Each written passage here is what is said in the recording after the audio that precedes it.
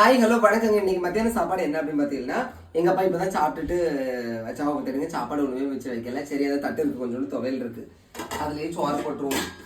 இப்போ இன்னைக்கு காலையில கஞ்சி குடிச்ச வீடியோல உப்பு உள்ள கை போட்டு எடுத்து பார்த்துக்கோங்க. அதுல ஒருத்தங்க சொல்லியிருந்தாங்க, உப்பு கை போட்டு எடுக்கிற ஸ்பூனை வச்சு எல்லாம் நீ எடுக்க மாட்டியா, இப்ப எவ்வளவு பிள்ளைங்க பாப்பாங்க, டீசென்ட் டிசிப்ளின் வேண்டாமா அப்படின்னு சொல்லிட்டு.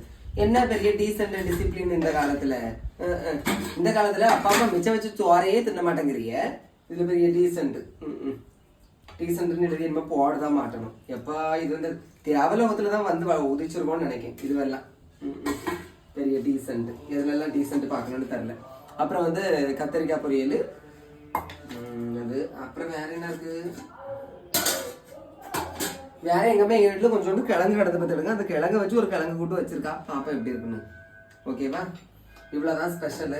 அப்புறம் ஏம்மா வெறும் குழம்பு காலையில வச்சோம் பார்த்துக்கோங்க, பாருங்க சூப்பரா இருக்கும். 2 நாள் ஆனாலும் எனக்கு செய்யாது, கெட்டு போகுது பார்த்துக்கோங்க, சூப்பரா இருக்கும். சரியா? அப்புறம் வேற என்ன சொல்றது, கொஞ்சமாச்சும் கொஞ்சம் ப்ராக்டிக்கலா இருக்கிறதுக்கு என்ன பண்ணுங்க, ட்ரை பண்ணுங்க. சரியா? முடிஞ்ச வரைக்கும் அதை தொட்டா, அதாவது முன்னாடி உள்ள காலத்துல எல்லாம் ஒரு ஐஸ்கிரீம் இப்ப நம்ம எடுத்து சாப்பிட்றோம்னு வச்சுக்கோங்களேன், அது கீழே விழுந்துச்சுன்னா எடுத்து தொடச்சி சாப்பிட்ட காலங்களும் உண்டு. சரியா?